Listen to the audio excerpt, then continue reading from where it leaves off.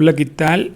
Saludos a todas y todos desde México, específicamente del Instituto de Estudios Superiores de Progreso de Obregón Hidalgo, una institución que está comprometida justamente con la inclusión educativa de todas y todos los niños, jóvenes y adolescentes que presentan alguna característica distinta en el plano de lo intelectual o de lo físico. De ahí se deriva justamente la charla que traigo aquí para socializar con ustedes, que tiene que ver con la inclusión educativa de niñas, niños y adolescentes con discapacidad, y me estoy apoyando de una metáfora que tiene que ver con las trazas de sequías inclusivas para hacer referencia que dentro del papel la cuestión de la inclusión educativa está muy avanzada en el plano de las leyes, en el plano de las normas, que pues contemplan todos los casos en los que no se lleva la inclusión educativa y cómo sí se puede arribar a este lugar, ¿no? A este objetivo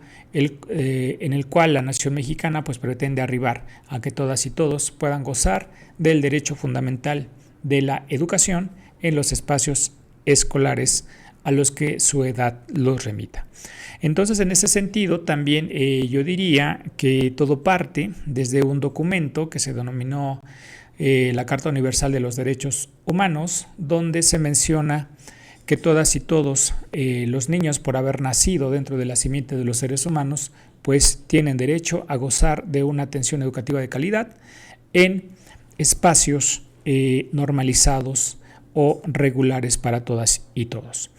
Lo que se pretende desde esta normativa es justamente dar un tipo de respuesta a todas, evitando la exclusión educativa, ¿no? En este sentido, hubo dos grandes movimientos educativos en la nación mexicana. El primero fue de integración educativa, que pretendía que las niñas en edad escolar y los niños también pudieran tener acceso a las escuelas regulares como las conocemos acá, ya sea preescolar, primaria, secundaria y hasta media superior. El siguiente movimiento educativo se denomina el de inclusión educativa, el cual se encuentra vigente hasta el día de hoy.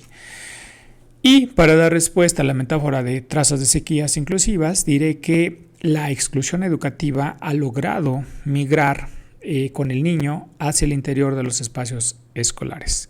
Y quiero decir con ello que las investigaciones y las observaciones que hemos realizado acá con un equipo de expertos en fenómenos educativos, pues hemos encontrado que la exclusión se sigue manifestando aun cuando las niñas y los niños están dentro de los espacios escolares.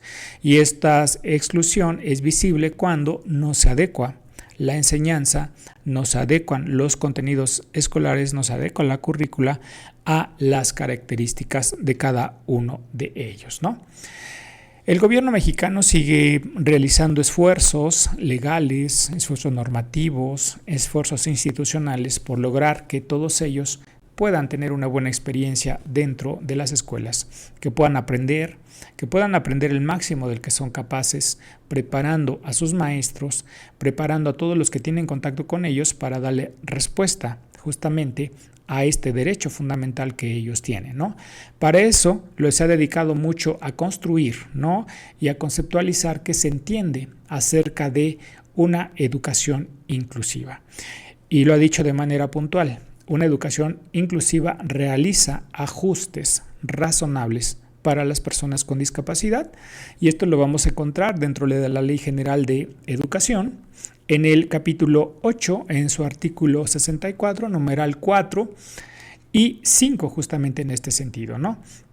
Pero también trata un concepto que es muy importante, el de barreras para el aprendizaje y la participación, y lo que esta ley menciona justamente que hay que disminuir estas barreras, es decir, todo lo que está estorbando a la inclusión educativa de las niñas, niños y adolescentes. ¿Cuáles son las dimensiones entonces de una educación inclusiva, ¿no? Hay que adecuar las políticas, hay que adecuar la cultura y hay que adecuar las prácticas, ¿no? Para hacer todas ellas inclusivas, y por supuesto que retoma todos los postulados de Mel Eiskow y Tony Booth, ¿no? En ese sentido. Para saber justamente, ya tenemos como la dimensión de inclusión educativa, pero tenemos su contraparte, que es la exclusión, y hay que conceptualizar justamente qué entendemos por exclusión educativa. Para eso retomo un concepto de Saúl Cars que dice justamente de este fenómeno que es una discriminación negativa, que obedece a reglas estrictas de construcción en una sociedad dada. ¿Y cuáles son estas reglas, ¿no?, de exclusión dentro de la nación mexicana? Pues es justo invisibilizar al diferente, ¿no?, o afectarlo negativamente. Al profesor regular, cuando le llega a un niño con características diferentes, porque por ley es obligado a atenderlo, bueno, pues en ese sentido no se va a resistir, en el mejor de los casos, a que esté dentro de su aula, pero sí va a desarrollar mecanismos, dicen algunos, casi imperceptibles, justamente con el cual va a excluir o va a segregar a este tipo de niños. Y uno de esos mecanismos es, pues justamente desarrollar su clase sin tomarlo en cuenta o pasarlo hasta el frente, ¿no?, pero no darle respuesta a sus necesidades educativas especiales, ¿no? Dentro del caso mexicano hemos analizado este fenómeno plurireferencial, ¿no?, bastante complejo, y hemos encontrado por lo menos 4 dimensiones donde se visibiliza la exclusión escolar cuando un niño está físicamente dentro de las aulas. Las dimensiones son las siguientes: la dimensión económica, ¿no?, la dimensión social, la dimensión institucional y la dimensión curricular. ¿Qué hay en la cuestión económica? Ahí en la cuestión económica hemos puesto especial énfasis en la inversión que el gobierno mexicano ha realizado en la construcción de las escuelas. Pero estas escuelas han sido construidas, la mayoría, por supuesto, la gran mayoría, para personas que no presentan algún tipo de discapacidad motora. Es decir, no ofrecen una oportunidad de libre desplazamiento para los que tienen alguna dificultad. Y yo diría, ni siquiera para las personas que cuentan con todas las posibilidades motrices, ¿no? Tampoco le dan respuesta, por supuesto, a aquellos que presentan algún tipo de discapacidad intelectual, ¿no? Sus mesabancos no son los adecuados. Y en el terreno de lo personal, lo que corresponde justamente a la particularidad de cada familia, muchas de ellas no pueden comprar los útiles y los materiales educativos adecuados para que tengan acceso a potenciar todo su desarrollo intelectual y físico. En la dimensión de lo social, encontramos también que muchos niños que presentan algún tipo de discapacidad viven bastante alejados de los centros escolares y para tener acceso a este tipo de educación tienen que viajar grandes distancias. Y si hablamos, por ejemplo, de medios rurales apartados, pues, y si tienen alguna discapacidad motora, tendrán que ser transportadas en brazos por sus progenitores, ¿no? También la dinámica familiar en la cuestión social es muy interesante de abordar en este sentido, ¿no? La siguiente dimensión también que encontramos acá en el análisis es la cuestión institucional, cuando la institución no realiza ningún tipo de esfuerzo por incluir a las niñas y a los niños diferentes. Y por último, por supuesto, la cuestión curricular, es decir, el profesor, cómo está interpretando, conociendo el currículo y cómo lo adecua a las características físicas o intelectuales del menor, para arribar justamente a lo que se denomina los ajustes curriculares, ¿no? Ajustes razonables, como se conocen hoy en día.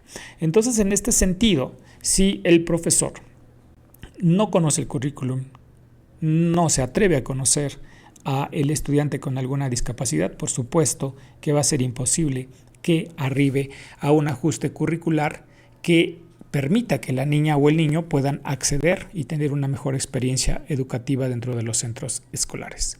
Entonces, con esta breve charla, espero haberle dado respuesta justamente a esta situación o esta metáfora que me ayudó a explicarles un poco, que son las trazas de sequías inclusivas, ¿no? Para dar cuenta que la inclusión educativa aún no logra permear con bastante fuerza para tener dentro de los espacios escolares a las niñas, niños, adolescentes y jóvenes con alguna discapacidad física o intelectual.